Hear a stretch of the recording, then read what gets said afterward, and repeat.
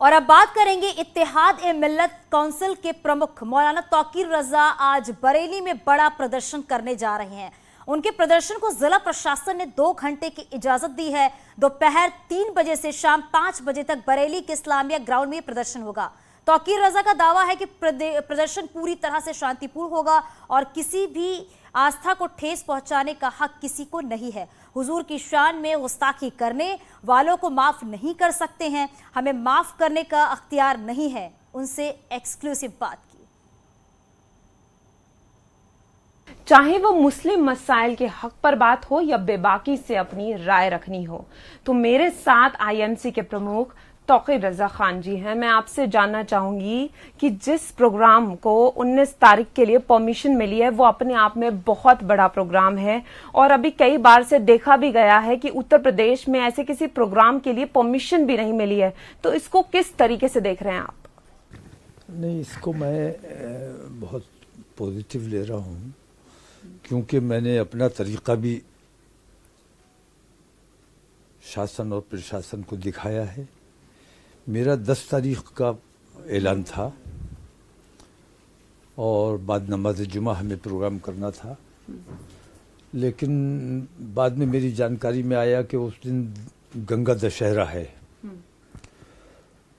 तो मैंने ये सोचा कि आस्थाओं के लिए लड़ाई हो रही है और हमारी आस्था को कहीं ठेस पहुंचाई गई है तो हम उसका एहतजाज कर रहे हैं। तो जिस तरह हमारी आस्था है उस तरह उन लोगों की भी आस्था है। तो उनके गंगा स्नान के लिए मैंने देखा है कि बूढ़े, बच्चे और महिलाएं सब निकलती हैं। तो ऐसे माहौल में मैंने मुनासिब ये समझा कि ऐसे माहौल में हमारा एहतजाज मुनासिब नहीं होगा, तो मैंने खुद ऐलान किया कि जुमे को नहीं किया जाएगा, आइंदा जुमे को किया जाएगा। तो एक मैसेज देना था, एक पैगाम देना था और हम इसी मिजाज के लोग हैं कि इज्जत दीजिए और इज्जत लीजिए, गिव एंड टेक का ज़माना है। तो हमने कभी किसी के देवी देवता को या त्रिशूल को या शिवलिंग को कभी अंगुश नुमाई नहीं की और ना कोई मुसलमान कर सकता है, ना उसे इजाज़त है। कुरान ने भी इजाज़त नहीं दी है। कुरान ने भी इजाज़त नहीं। जो सच्चा मुसलमान है वो दूसरे के धर्म पर इस तरह अंगुश नुमाई नहीं कर सकता।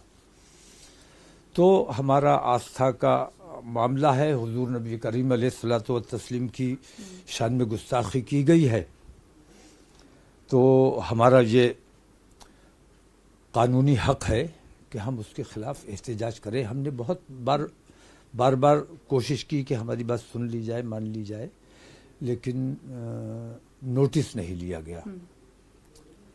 उसके बाद ये जिला प्रशासन से बातचीत हुई। उन्होंने कहा कि भाई आप जब इस तरह सहयोग करते हैं तो एक काम ये कर दीजिए कि जुमे के बजाय आप इतवार को कर लीजिए। मैंने कहा ठीक है, हमें किसी को परेशान करना, हिंदू समाज से हमारा कोई विरोध नहीं है, कोई नाराज़गी नहीं है, हमारी पुलिस और प्रशासन से कोई विरोध नहीं है। तो अगर आपको लगता है कि जुमे के बजाय इतवार को करने से ज़्यादा अच्छा हो जाएगा तो हम इतवार को कर लेंगे। तो ये प्रोग्राम कितना बड़ा है, इसकी किस तरीके से तैयारी की गई है, कितने लोग इसमें? मैंने कतई कोई तैयारी नहीं की है और मैं ये नहीं तादाद डिक्लेयर नहीं कर सकता कि कितने लोग होंगे।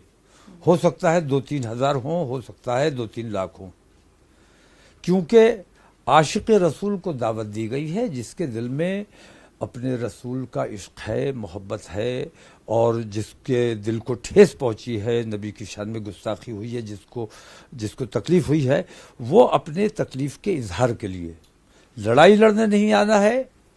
हमने ऐलान किया है कि लड़ाई झगड़ा नहीं करना है, अमन के साथ आना है। और आकर एक अलग कैंपस है इस्लामी इंटर कॉलेज का, यहाँ देखिएगा, तो उस कैंपस में आके बैठना है और खामोशी दुरूद शरीफ का नजराना पेश करना है। दुरूद शरीफ होगी, 3 से 5 तक का हमारा प्रोग्राम है। दुरूद शरीफ पढ़ी जाएगी और नजराना अकीदत पेश किया जाएगा और उसके बाद अपने मुल्क के अमन व अमान के लिए, एकता भाईचारे के लिए और खुशहाली और तरक्की के लिए और अपने प्रधानमंत्री की सद्बुद्धि के लिए दुआ की जाएगी।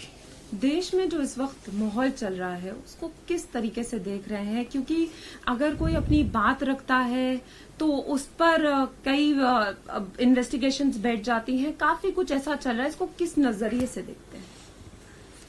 देश में तासुब का माहौल है और ऐसे लोग हमारे देश पर काबिज हैं जो 80-20 की सोच रखते हैं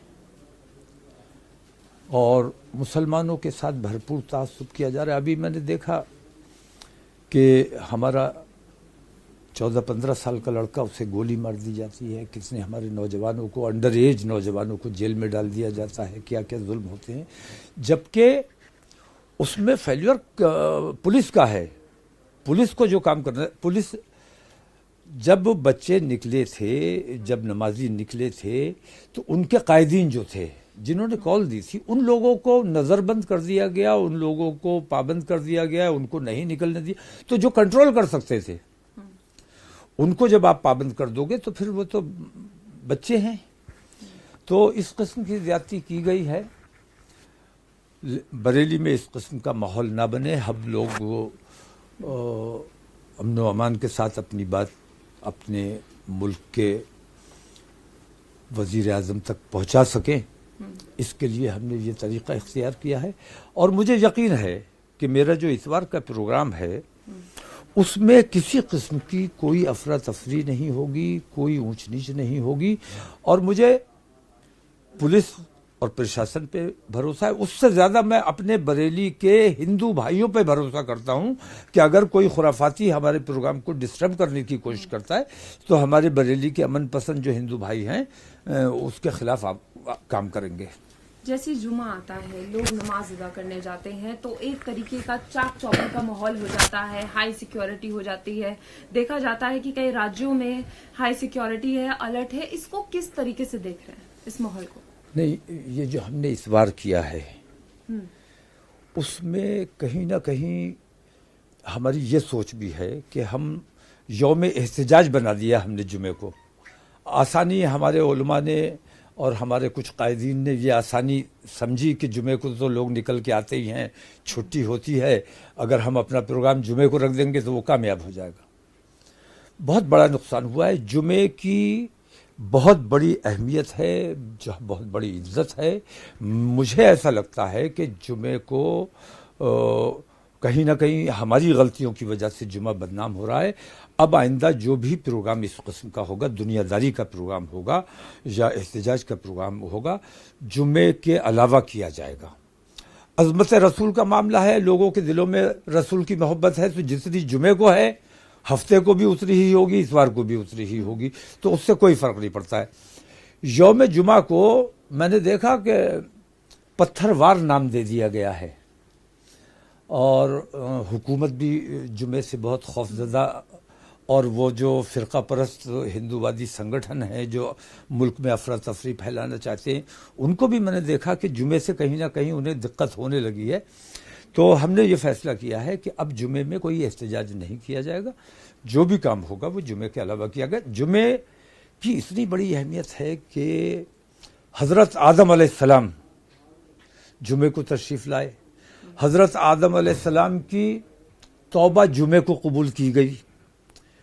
कश्ती नूह के बारे में आपको पता होगा, नूह अलैहिस्सलाम की कश्ती पहाड़ से मतलब किनारे से लगी, जुमे का दिन था। तो इस किस्म की तारीख़ इस्लाम में बहुत से ऐसे वाक़यात हैं जो जुमे की अहमियत और उसकी इज़्ज़त बताते हैं। और सानह करबला भी जुमे को ही हुआ था। इस वजह से जुमे की जो एहतराम है, जो उसकी अहमियत है, उस अहमियत में कहीं कोई कमी ना आए, इसके लिए हमने ये फैसला किया है कि जुमे के अलावा ही हम तमाम प्रोग्राम करेंगे। यूपी की राजनीति, देश की राजनीति में बार बार बुलडोजर का जिक्र उठता है। अभी इलाहाबाद में जो हुआ उसको किस तरीके से आप देख रहे हैं? मेरा मानना यह है कि बुलडोजर जरूरी है। किसी ने अतिक्रमण किया हुआ है, रास्ता घेरा हुआ है, नाजायज उसने तजावुजात किए हुए हैं, नाजायज बिल्डिंग बनाई हुई हैं। बुलडोजर चलना चाहिए। हुकूमत अगर इस तरह भी नहीं कर सकती तो क्या करेगी आवाम की आसानी के लिए। तमाम सड़कें मैं देखता हूँ घिरी हुई हैं, जाम लगे हुए हैं, तो ये हुकूमत की जिम्मेदारी है। लेकिन कहीं किसी ने कोई जुर्म कर दिया, उसके घर पे बुलडोजर, इसका मतलब यह है कि वो जो अब अवैध हुआ जो घर, पहले वो वैध कैसे था। किसी ने कोई जुर्म किया तो घर ने तो जुर्म नहीं किया है। घर जो है, बिल्डिंग्स जो हैं, वो मैं ये समझता हूँ देश और प्रदेश की संपत्ति हैं। अगर किसी ने जुर्म किया है उसके ऊपर मुकदमा चलना चाहिए, उसे सजा मिलनी चाहिए, लेकिन देश की संपत्ति पर बुलडोजर नहीं चलाया जाना चाहिए। अगर कोई अपराधी है उसकी संपत्ति आप कुर्क कर लीजिए, नीलाम कर दीजिए, गरीबों को दान कर दीजिए, लेकिन बुलडोजर चला के आप अपने देश की संपत्ति का नुकसान करने का काम करते हैं। आपने नुपुर शर्मा का जिक्र किया, उन्होंने माफी भी मांगी जो गुस्ताखी उन्होंने की है, लेकिन उसको लेकर ऐसे तल्क भी आ रहे हैं कि हमारे हुजूर जो हैं वो माफ कर देते थे। उनके अंदर ऐसा जज्बा था कि लोग अगर उन पर कूड़े डालते थे तो वो खुद जाते थे और जाकर कहते थे कि आज आपने कूड़ा नहीं डाला, बीमार हैं। तो क्या इस जज्बे के साथ लोगों को, इस पर क्या कहना चाहेंगे? हुजूर की सुन्नत पर हमें अमल करना चाहिए। हुजूर ने जो कुछ भी किया वो इसलिए किया ताकि जब वक्त ज़रूरत आप इस तरह करें तो हुजूर माफ कर देते थे। हुजूर को इख्तियार था। हम गुलामों के गुलाम, गुलामों के भी गुलाम, हमें इख्तियार ही नहीं है कि हुजूर की शान में जिसने गुस्ताखी की है हम उसे माफ़ कर सकें। ये इख्तियार हुजूर को है, हुजूर चाहेंगे तो माफ़ फरमा देंगे। हमें ये इख्तियार नहीं है, मुसलमानों को ये इख्तियार नहीं, हम माफ़ नहीं कर सकते। तो आप क्या और हम चाहते हैं कि प्रधानमंत्री इस पर, क्योंकि नुपुर शर्मा ने जो कुछ भी किया है वो नुपुर शर्मा ने नहीं किया है। उनकी डोर कहीं और है, रिमोट कहीं और है। प्रधानमंत्री को इस पर संज्ञान लेना चाहिए, इस पर बयान जारी करना चाहिए और कोई बेहतर फैसला करना चाहिए। जब तक प्रधानमंत्री अपनी चुप्पी नहीं तोड़ेंगे, यह एहतजाज इंशाअल्लाह हिंदुस्तान में, कल बरेली में हो रहा है, पूरे हिंदुस्तान में, अभी जयपुर में करके आए हैं, ऐसे ही पूरे हिंदुस्तान में इंशाअल्लाह करते रहेंगे। आपके प्रोग्राम से शुरुआत की थी, उसी पर आते हैं। मैं आपसे ये जानना चाहूंगी कि क्या लगता है इस प्रोग्राम के बाद क्या कुछ हो सकता है और जो मैसेज आप पहुंचाना चाहते हैं, जो आप चाहते हैं वो होगा? नहीं, यकीनन होगा, यकीनन होगा। और हम जो कुछ भी कर रहे हैं असल में ये भी हमारे हुब्बुल वतनी का जज्बा हमसे करवा रहा है। हुजूर की मोहब्बत में कर रहे हैं ये अलग बात है, लेकिन हम ये चाहते हैं कि हुजूर से तो इश्क हिंदुस्तान के मुसलमान नहीं, पूरी दुनिया के मुसलमान करते हैं। और दूसरे ममालिक ने भी एहतजाज किया है। दूसरे ममालिक के एहतजाज का हमारे मुल्क की हुकूमत ने दबाव महसूस किया और माना। हम ये चाहते हैं कि हिंदुस्तानी मुसलमानों के दबाव में या हिंदुस्तानी मुसलमानों की बात मान के अगर आप कोई फैसला करेंगे तो उससे देश का सर बुलंद होगा, और अगर विदेशी दबाव में आपने कोई फैसला किया तो उससे हमारे देश का सर नीचा होगा, प्रधानमंत्री का सर नीचा होगा।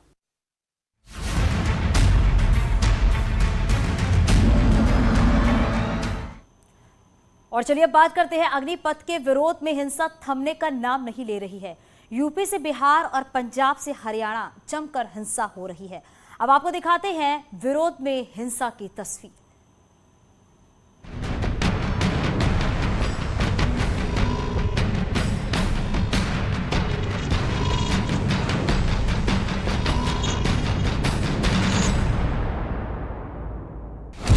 अग्निपथ का विरोध, हिंसा पर क्यों जोर?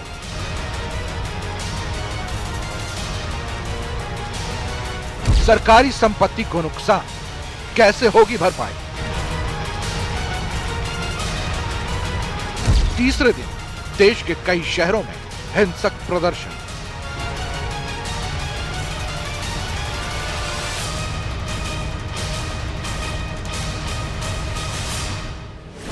हिंसा, आगजनी और तोड़फोड़ की ये तस्वीरें पटना के तारेगना की। विरोध के नाम पर हिंसा थमने का नाम नहीं ले रही है। पटना में उपद्रवियों ने विरोध के नाम पर सरकारी गाड़ियों में आग लगा दी। आगजनी में पुलिस की कई गाड़ियां जलकर बर्बाद हो गईं। कई जगह पर जमकर पथराव किया गया। पटना से करीब 200 किलोमीटर दूर मुंगेर में पुलिस की गाड़ियों में तोड़फोड़ की गई। प्रदर्शनकारियों ने सरकारी संपत्तियों को निशाना बनाया। सड़क पर भी आगजनी की गई। टायरों में आग लगाकर प्रदर्शन किया गया। अग्निपथ योजना के विरोध में हिंसा की शुरुआत बिहार से हुई थी। आज तीसरे दिन भी हिंसा की तस्वीरें सामने आई। जहानाबाद में उपद्रवियों ने थाने के सामने खड़ी बस और ट्रक में आग लगा दी। प्रदर्शनकारियों ने कई जगह पत्थरबाजी भी की। हिंसा के बाद पुलिस आरोपियों की धरपकड़ कर रही है। बिहार की ही तरह उत्तर प्रदेश के कई शहरों से बेहद हिंसक तस्वीरें सामने आई। जौनपुर में प्रदर्शनकारियों ने पथराव के बाद रोडवेज की बस को आग के हवाले कर दिया। पुलिस की गाड़ी पर भी पथराव किया गया। विरोध की आग उत्तर भारत के कई राज्यों तक पहुंच गई है। पंजाब के लुधियाना में प्रदर्शनकारियों ने रेलवे स्टेशन पर जमकर तोड़फोड़ की। राजस्थान के अलवर में अग्निपथ के विरोध में जमकर नारेबाजी की गई।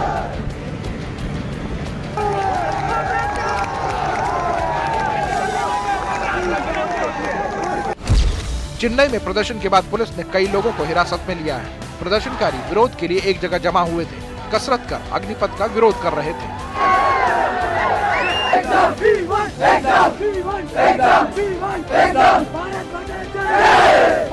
केरल के तिरुवनंतपुरम में प्रदर्शनकारियों ने जमकर बवाल काटा। प्रदर्शनकारी सरकार के विरोध में पोस्टर लेकर सड़क पर उतरे।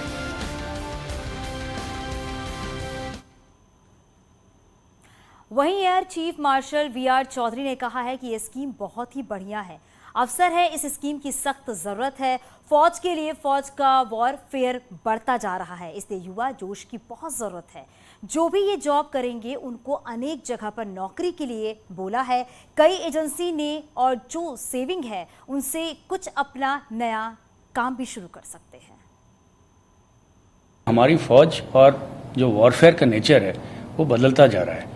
इसके तहत हमें नए जोश, नए जज्बा और नए विचार वाले युवकों की बहुत ज़रूरत है। किसी भी देश में हिंसा के लिए स्थान नहीं है और ये जो नौजवान हैं इनको पहली बात इस स्कीम के बारे में पूरी तरह से जानकारी मिलनी चाहिए, उनको देनी चाहिए।